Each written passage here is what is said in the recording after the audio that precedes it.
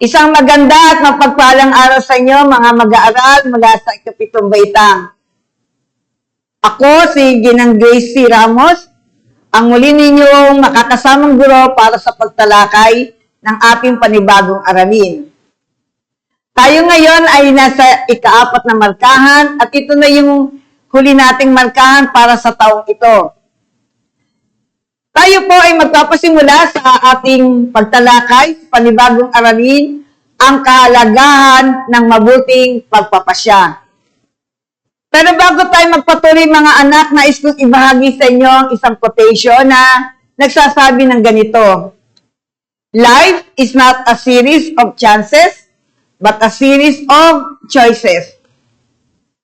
Sa Tagalog, ang buhay daw ay hindi serye ng mga pagkakataon, kundi ito ay serye ng mga pagpipilian. Bilang mga mag-aaral, bilang mga anak, bilang mga kabataan, kayo ay kumakaharap sa iba't ibang mga karanasan, sa iba't ibang mga sitwasyon. May nangyayari sa inyong mga buhay na sinasabi ninyong nagkataon lang to. Pero kung talagang pag-iisipan natin mga anak, ang inyong mga ginagawa o ang ating mga ginagawa ay bunga ng mga pagpili na ating isinasagawa. Kung kaya, sa ating mga pagpipili, sa ating mga ginagawang pagpapasya, tiyakin natin na ito'y ating tinitimbang, ito'y ating pinag-aaralan upang makita natin ang ibubunga nito ay mabuti at makatutulong sa ating mga buhay. Sa ating pagpapatuloy, makikita natin ang kahalagahan ng mabuting pagpapasya. Gayunman, alamin natin ano ba yung layunin natin habang pinag-aaralan natin ang aralin.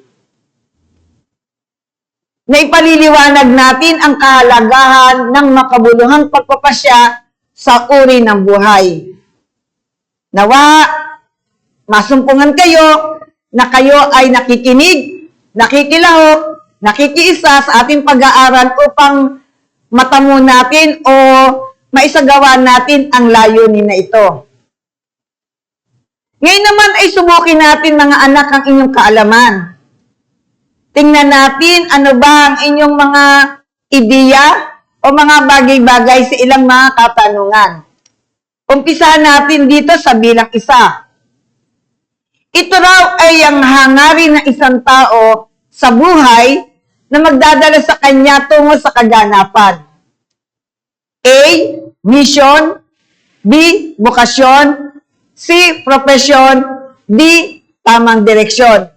Mga anak, maaari bang isulat ninyo sa ating comment box ang inyong kasagutan? O maaari din sa isang papel na inyong katabi ngayon. Isulat niyo yung kasagutan, 5 lamang mga tanong yan, at tingnan natin kung saan aabot ang inyong kaalaman o ang pagtuklas natin sa mga bagay na iyan. Nabasa niyo na muli? Tingnan natin ang sagot sa bilang 1.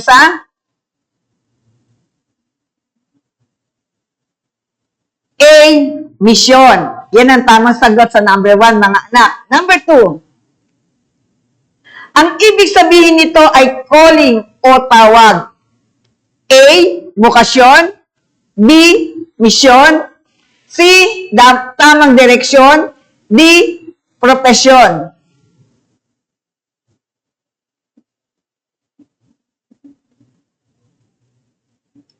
Anong inyong sagot? Tingnan nga natin. Ang tamang sagot ay letter A. Bukasyon.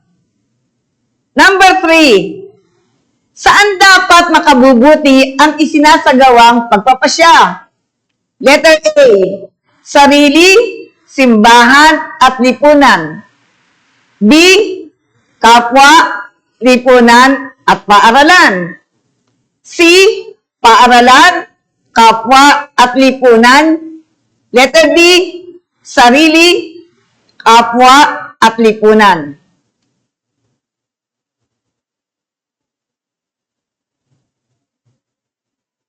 Kung ang inyong sagot ay letter D, meron kayong punto sa bilang 3.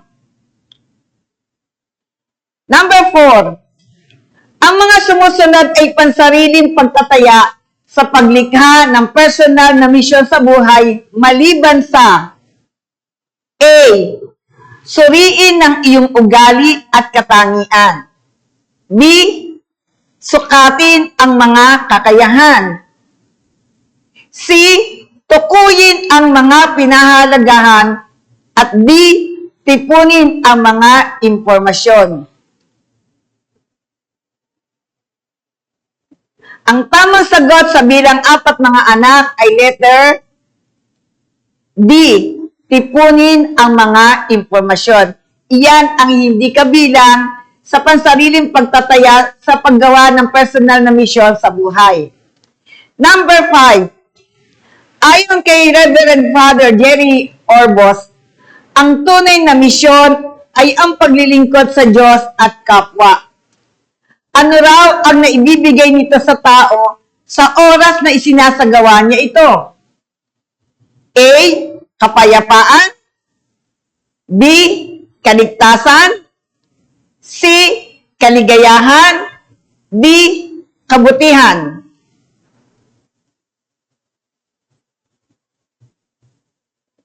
Kung ang inyong sagot ay letter C. Kaligayahan, tama ang inyong sagot. Mga anak, iyan ay ilan lamang sa mga katanungan na tumutuklas ng inyong mga kaalaman, sumusubok ng inyong mga kaalaman, at sa ating pag-aaral, patuloy na pag-aaral ngayon at sa mga sumusunod na mga linggo, makikita natin at matututunan natin ang marami pang mga bagay. Ngayon naman, samahan niyo akong tuklasin natin ang mga bagay-bagay kung paano ninyo malilinang ang inyong mga sarili o kung ano yung magiging bahagi ninyo at may co-contribute nito sa ating pinag-aaralan. Gawin natin ang gawain bilang isa. Dumating na ba sa inyong mga buhay, mga anak, ang pagkakataon na kinailangan mong mamili sa pagitan ng mga bagay na mahalaga sa iyo? Yung nahihirapan kang magdesisyon, mayroon kang pagpipilian, dumating na ba yung pagkakataon na yun na namili ka sa pagitan ng mga bagay na sa tingin mo ay parehong mahalaga sa iyo? Ano ang iyong naging damdamin tungkol dito? Ano ang iyong ginawa? Ngayon, ibahagi mo ang iyong naging karanasan gamit ang format sa ibaba. Mga anak, ito ay gawin natin sa isang papel. Okay? Pero hindi natin ito gagawin ngayon. Gagawin nyo ito mga anak pagkatapos ng ating FB Live hanggang umamayang tanghali o sa panahon na inyong free time. At ito ay inyong pag-uusapan sa araw ng inyong follow-up discussion. Tingnan natin, ano ba yung format na sinasabi dyan? Yan mga anak yung format na binabanggit, magiging gabay natin. Okay, yan din ang itsura mga anak kapag kayo ay nagpasa ng gawain isa. Ngayon, tingnan natin, ano ba yung mga paliwanag natin sa bawat nakikita natin na yan. Yung buod ng sitwasyon mga anak, yan yung summary ng sitwasyon na kung saan kayo ay namili sa pagitan ng mga bagay na sa tingin nyo ay mahalaga sa inyo. Yun yung ikwento ninyo mga anak, yung pinaka-summary lang. Tapos, ikakwento nyo yun, tapos isusulat nyo dyan, sa nakabilog na blue na yan, ay yung mga pinagpilian ninyo. Ano yung mga pinagpilian nyo na yan? Pagkatapos, ano yung mga ginawa mong hakbang? May pinagpipilian ka, anong ginawa mong steps? Sumunod naman mga anak, ano ang iyong naging pasya at bakit iyon ang iyong napili? Ano daw yung naging desisyon mo? Tapos bakit yun ang pinili mo? Sumunod, ano ang naging bunga ng iyong ginawang pagpapasya? At panghuli, ano yung mahalagang aral na iyong natutunan mula sa karanasan na ito? Mga anak, iyan ay personal ninyong experience. Kaya madali nyo masasagot yan, madali nyo masasagot. Ibig ko sabihin mga anak, malaya kayong magkwento, malaya ninyong isulat yung tumatakbo sa inyong isipan at tumatakbo sa inyong kalooban. Kasi iyan ay naranasan ninyo at sigurado ako, masasagot niyan at meron kayong mga natutunan doon sa mga karanasan na yon. Ngayon naman, gawain B. Pangalawa na to mga anak, ano? May mga pangyayaring hindi natin maiiwasan na kailangan natin gumawa ng agarang pagpapasya. Pag sinabing agaran mga anak, mabilis, yung agad-agad magpapasya na tayo. Okay? Tingnan natin, ano yung mga pangyayari na yon na kailangan natin gumawa ng agarang pagpapasya. Ano yung mga sasagutan natin? Pero bago natin makita yon, susubukin natin yung kakayahan ninyo, ha? Tapos, ang format niya, susundin natin at gagawin natin to sa isang papel. Letter A. Pinayuhan ka ng iyong kaibigan na huwag sumunod sa health protocols. Ito yung pangyayari, ha? Pinayuhan ka ng iyong kaibigan na huwag ka nang sumunod sa health protocols. Ibig sabihin, huwag ka na mag-face mask, huwag ka nang mag-face shield, huwag ka nang mag-alcohol, huwag ka nang maghugas ng kamay. Yung mga ganang pinayuhan ka, huwag mo na daw gawin. Ngayon mga anak, yung alternatibo bilang isa at alternatibo bilang dalawa, yun yung pwede mong gawin. Susundin mo ba siya o hindi? Ano yung pwede mong gawin? Ang sagot dyan mga anak ay pwedeng positibo, pwedeng negatibo. Ngayon, sa alternatibo bilang isa, kung iyon ang sinunod mo yon o hindi, ano yung maaaring mangyari kapag iyon ang pinili mo? Sa alternatibo bilang dalawa, kung hindi mo naman siya sinunod, ano yung maaaring mangyari kapag iyon ang iyong pinili? Mga anak, iyan ay mga personal pa rin nating masasagot. Letter B, pangyayari. Niyayaya ka ng isang kamag-aral mo na maglaro ng mobile games habang may online class. Nangyayari yan, di ba?